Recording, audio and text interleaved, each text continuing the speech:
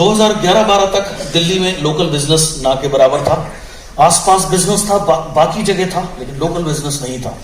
मुझे थोड़ा सा समय मिला, समय बीतने का, सुन तो लीजिए, पिक्चर तो देख लो पहले, फिर ताली बजा लेना।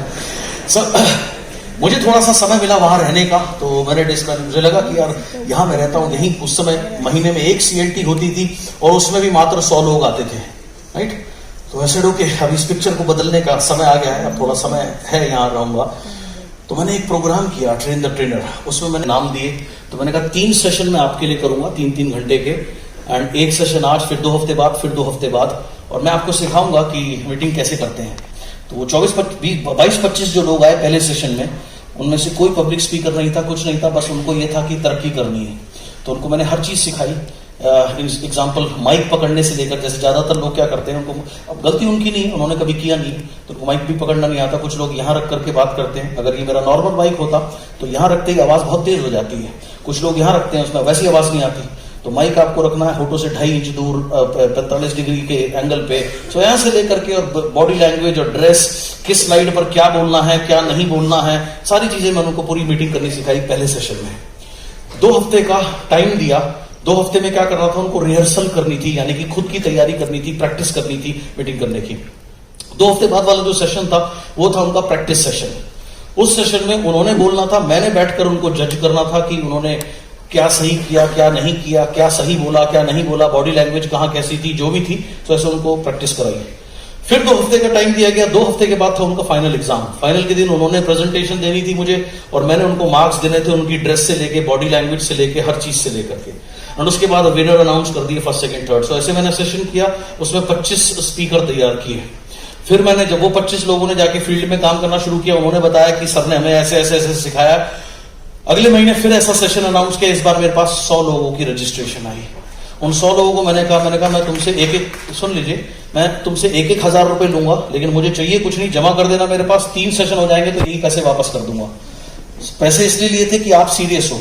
आज अगर मैं आपको 2 घंटे सिखा रहा हूं, आप 2 हफ्ते के बाद प्रैक्टिस में नहीं आओगे, तो you have wasted my time and you have wasted other time. Okay, so ये सिंपल था। मेरे को आपसे कुछ नहीं चाहिए, बस एक कमिटमेंट है आपकी कि if you come all 3 session, please take your money back, I don't need anything. So वो लोग आए, मैंने उनको पहले सेशन में सिखाया।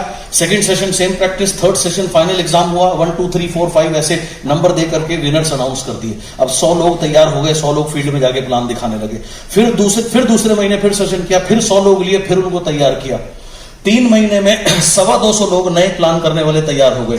तब तक जो लीडरशिप थी वो देख चुकी। उन्होंने बोला, सर अगला कब करोगे? मैंने कहा अगला नहीं करूंगा। बोले क्यों? मैंने कहा क्योंकि अब आप देख चुके हो, अब आप करो अपनी अपनी टीम में, मैं ही करता रहूंगा, तुम सबकी डिपेंडेंसी मेरे ऊपर बनेगी। Don't make a God out of me, right. अब आप करो अपनी टीमों में जाकर के। मुझे भगवान बनने का शौक नहीं है, मुझे ये शौक, मुझे आपको लीडर बनाना है। So you go and do it. So उन्होंने ऐसे करना शुरू किया। आज वही जगह है जहां महीने में एक CNT कंपनी की में 100 लोग नहीं बैठते थे, आज इतने लोग CNT में बैठते हैं। हर व्यक्ति की अपनी पर्सनल CNT होती है, कहीं पैर रखने की जगह नहीं। दूसरा काम जो मैंने किया, 2011 में मैंने सक्सेस सेमिनार शुरू किए थे, जिसका आज एक MTM जो स्वरूप है वो उसी का ही एक पार्ट है। कंपनी ने भी वहीं से लिया, अच्छी बात है। सो सक्सेस सेमिनार में मैंने अदर लीडर्स को इन्वाइट करना शुरू किया, अदर स्टेट से। सो उसमें पहले घंटे का उनका सक्सेस स्टोरी, बीच में पिछले महीने जिन लोगों ने अपने इनकम जंप करी उनकी रिकग्निशन, एंड उसके बाद जो गेस्ट स्पीकर आए हैं उनका एक ट्रेनिंग सेशन 1 घंटे का। सो मैंने ऐसा सक्सेस सेमिनार शुरू किया, 2011 में शुरू किया था। 1 साल तक 200 लोगों को बिठाने के लिए भी मैं स्ट्रगल करता था। 1 साल तक मेरे सारे प्रोग्राम लॉस में गए थे।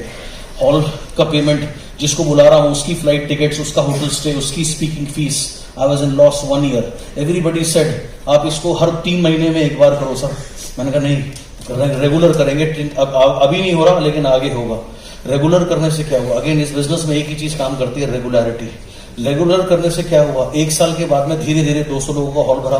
200 से हम 350 के हॉल में गए, वो भरा। 350 से हम 500 लोगों के हॉल में गए, वो भरा। 500 से हम 800 लोगों के हॉल में गए, वो भरा। 800 से ज्यादा का बड़ा हॉल हमें वहां मिलता नहीं है रेगुलर। सो 2 सेशन करे, 3 सेशन करे। लोग बोलते थे सर बड़ा हॉल देख लो। मैंने कहा मुझे नहीं मिल रहा, आपको मिलता है तो आप देख लो। I am open to it. Stadium में रेगुलर कर नहीं सकते। देन दे सेड सर क्या करें? मैंने कहा बाइफरकेट, आप अपने नेटवर्क के लिए अलग करो, आप अपने नेटवर्क के लिए अलग करो, आप अपने नेटवर्क के लिए अलग करो। आज दिल्ली एनसीआर में 50 सक्सेस सेमिनार होते हैं महीने के, एंड 50 के 50 हाउसफुल है।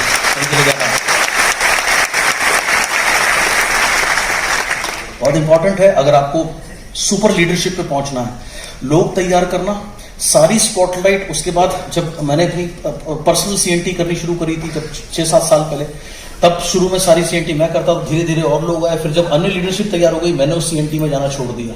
क्यों जाना छोड़ दिया? क्योंकि जब तक मैं जाता था सारी स्पॉटलाइट मेरे ऊपर रहती थी, वो लोग कैसे डेवलप होते हैं। सो यू शुड नो कि कब स्टेज पर आना है, कब स्टेज से बैक स्टेज जाना है, अन्य लोगों को आगे बढ़ाना है हमने। आज मेरे हर एक नेटवर्क में हर व्यक्ति अपने पर्सनल सेमिनार्स करते हैं, एंड मैं कभी उनको रोकता नहीं, क्योंकि मैं खुद चाहता हूं डिसेंट्रलाइजेशन। आपके नेटवर्क में जितने अलग अलग सेमिनार होंगे, जितने लोग इंडिपेंडेंट होंगे, उतनी आपकी ग्रोथ है। आप किसी को पकड़ने की कोशिश मत करो। लोग ईगो पर लेके जाते हैं, वो मेरा लीडर है, उसने अपना अलग करना शुरू कर दिया। जितना अलग करेगा उतना इंडिपेंडेंट होगा, जितना इंडिपेंडेंट होगा उतना तुम्हें कम परेशान करेगा, जितना कम परेशान करेगा उतना ज्यादा तुम्हारे पास समय की आजादी होगी। उस समय की आजादी को आप जैसे मर्जी चाहो इस्तेमाल कर लेना। ये बिजनेस फ्रीडम का बिजनेस है।